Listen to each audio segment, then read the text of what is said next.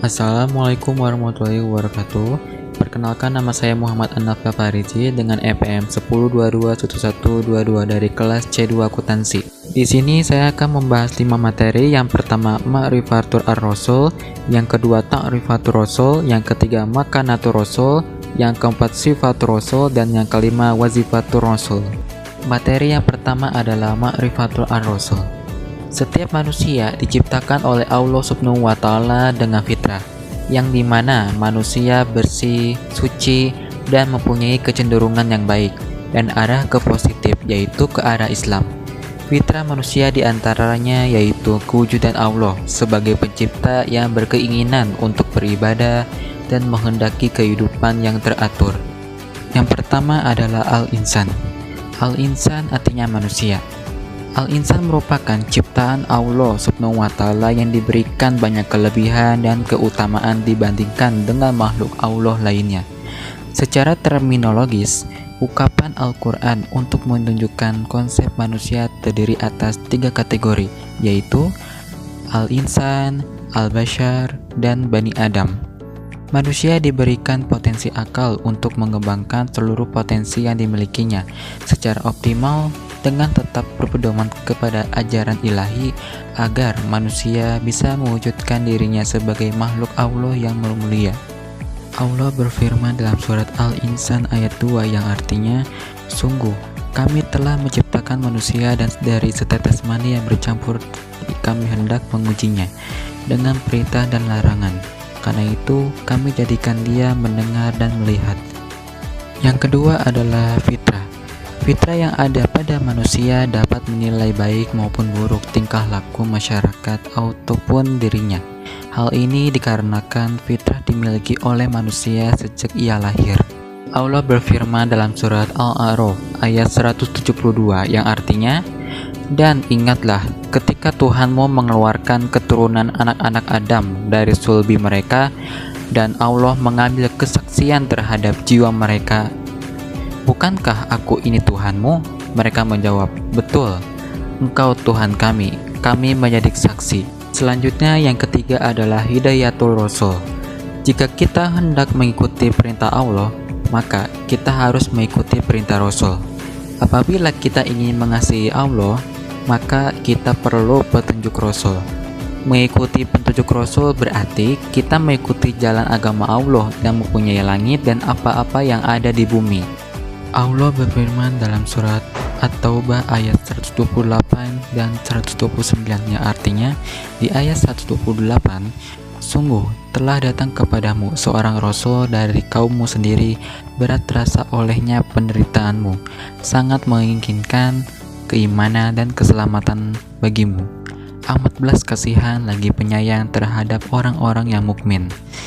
Dan di ayat 129 yang artinya, "Jika mereka berpaling dari keimanan, maka katakanlah, cukuplah Allah bagiku, tidak ada Tuhan selain Dia.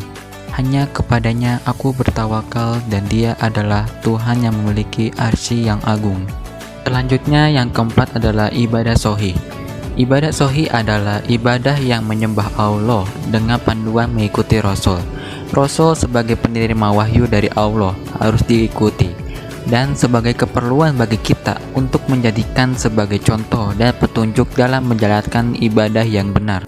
Allah berfirman dalam surat Al-Anbiya ayat 25 yang artinya, "Dan kami tidak mengutus seorang rasul pun sebelum engkau, melainkan kami wahyukan kepadanya bahwa tidak ada Tuhan yang berhak disembah selain aku, maka sembahlah aku." Selanjutnya materi yang kedua adalah Ta'rifatul Rasul. Dari segi bahasa, Rasul berasal dari kata Rasala yang berarti mengutus. Rasul adalah lelaki yang dipilih dan diutus oleh Allah dengan membawa risalah kepada manusia. Ada 2 kata kunci untuk memahami definisi Ar-Rasul, yaitu pertama, Hamilur Risalah. Allah berfirman dalam surat Al-Maidah ayat 67 yang artinya, "Sampaikanlah apa yang diturunkan Tuhanmu kepadamu. Jika tidak, engkau lakukan apa yang diperintahkan itu, berarti engkau tidak menyampaikan amanatnya. Dan Allah memelihara engkau dari gangguan manusia. Sungguh, Allah tidak memberi petunjuk kepada orang-orang yang kafir." Selanjutnya yang kedua adalah qudwatu fi tahqiqir risalah. Allah berfirman dalam surat Al-Ahzab ayat 21 yang artinya, sungguh telah ada pada diri Rasulullah itu suri tauladan yang baik bagimu, yaitu bagi orang yang mengharap rahmat Allah dan kedatangan hari kiamat dan yang banyak mengingat Allah. Rasulullah adalah teladan bagi manusia dalam segala hal, termasuk di medan perang. Selanjutnya materi yang ketiga adalah makanatul Rasul. Umat Islam memposisikan Rasulullah Shallallahu Alaihi Wasallam secara proporsional sebagaimana diajarkan sendiri oleh beliau. Dari Ubaidillah bin Abdillah dari Ibnu Abbas, ia mendengar Umar radhiyallahu anhu berkata di atas mimbar yang artinya, aku mendengar Rasulullah Shallallahu Alaihi Wasallam bersabda, janganlah kalian berlebih-lebih dalam memujiku seperti orang-orang Nasrani berlebih-lebihan dalam memuji putra Maryam. Sesungguhnya aku hanyalah seorang hamba Allah, maka katakanlah Abdullah, hamba Allah dan Rasulnya. Hadis riwayat Al-Bukhari. Dari hadis di atas kita dapat menyimpulkan kedudukan Rasulullah Shallallahu Alaihi Wasallam adalah abdun min ibadillah, seorang hamba manusia biasa dari sekian banyak hamba-hamba Allah Ta'ala. Yang membedakannya dengan hamba Allah Ta'ala lainnya adalah beliau Rasulun minal mursalin, seorang Rasul utusan Allah dari sekian banyak Rasul-Rasul Allah lainnya. Selanjutnya materi yang keempat adalah sifat Rasul. Rasulullah Shallallahu Alaihi Wasallam memiliki sifat-sifat kerasulan, diantaranya sebagai berikut. Yang pertama, asidik. Asidik artinya benar dan jujur. Sifat ini pasti dimiliki oleh Rasul, sebab tidak ada seorang pun Rasul yang berbohong kepada orang lain. Jujur adalah sifat utama yang harus dimiliki setiap manusia, terlebihnya bila ia adalah orang-orang yang mengajak kepada nilai-nilai luhur dan mengabarkan hal-hal gaib. Allah berfirman dalam surat An-Najm ayat 3-4 yang artinya, dan tidaklah yang diucapkannya itu Al-Quran menurut keinginannya. Tidak lain Al-Quran itu adalah wahyu yang diwahyukan kepadanya. Selanjutnya yang kedua adalah Al-Amanah. Al-Amanah artinya dapat dipercaya. Setiap perkataan maupun perbuatan yang ditunjuk oleh Rasul sudah pasti dapat dipercaya. Rasulullah tidak mungkin mengingkar terhadap perbuatan atau ucapan, karena tidak ada satupun perbuatan yang terlepas dari maksudnya Allah Subhanahu wa Ta'ala. Allah berfirman dalam surat Asy-Syu'ara ayat 106 sampai dengan 107 yang artinya, ketika saudara mereka Nabi Nuh berkata kepada mereka, mengapa kamu tidak bertakwa? Sesungguhnya aku ini seorang rasul kepercayaan yang diutus kepadamu. Selanjutnya yang ketiga adalah at-tabligh. At-tabligh artinya menyampaikan. Setiap wahyu yang disampaikan kepadanya akan disampaikan kembali kepada umat manusia. Sebab menyampaikan wahyu dari Allah kepada umat manusia merupakan tugas seorang rasul. Allah berfirman dalam surat Al-Maidah ayat 67 yang artinya, sampaikanlah apa yang diturunkan Tuhanmu kepadamu. Jika tidak engkau lakukan apa yang diperintahkan itu, berarti engkau tidak menyampaikan amanatnya, dan Allah memelihara engkau dari gangguan manusia. Sungguh Allah tidak memberi petunjuk kepada orang-orang yang kafir. Selanjutnya yang keempat adalah Al-Fatonah.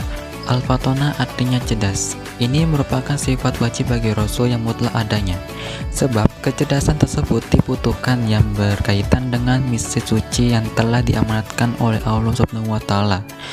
Rasul juga berperan sebagai tokoh Islam, pemimpin, panglima perang, pebisnis, politis, dan sebagainya. Allah berfirman dalam surat Al-Jumu'ah ayat 2 yang artinya, dialah yang mengutus seorang Rasul kepada kaum yang buta huruf dari kalangan mereka sendiri, yang membacakan kepada mereka ayat-ayatnya, menyucikan jiwa mereka dan mengajarkan kepada mereka kitab dan hikmah. Meskipun sebelumnya mereka benar-benar dalam kesesatan yang nyata. Selanjutnya materi yang kelima adalah wazifatul Rasul. Allah mengutus para Rasul sebagai suri tauladan umat manusia. Artinya, teladan dalam kesabaran dan menanggung penderitaan dalam memperjuangkan Islam. Teladan dalam ketabahan memegang prinsip. teladan dalam saling mencintai dan persaudaraan muslim, dan teladan dalam setiap akhlak.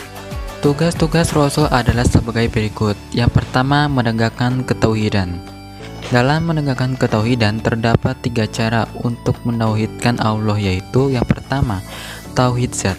Tauhid zat merupakan meyakini bahwa zat Allah Subhanahu wa taala, artinya Allah tidak tersusun atas bagian-bagian baik internal maupun eksternal, dan tidak ada yang menyamai atau menyerupai zatnya. Yang kedua, tauhid sifat. Tauhid sifat merupakan meyakini bahwa Allah Subhanahu wa taala memiliki sifat-sifat sebagaimana yang disebutkan dalam Al-Qur'an dan hadis. Dan yang ketiga, tauhid af'al atau perbuatan, merupakan meyakini bahwa Allah Subhanahu wa taala yang menciptakan semesta alam dan seluruh perbuatan hamba. Yang kedua adalah menyampaikan syariat Allah kepada manusia dan menjelaskan agama yang diturunkan kepada manusia. Yang ketiga, menjelaskan hukum-hukum Allah baik berupa perintah maupun larangannya. Yang keempat, menyampaikan kepada umatnya tentang berita-berita gaib sesuai dengan ketentuan Allah Subhanahu wa taala.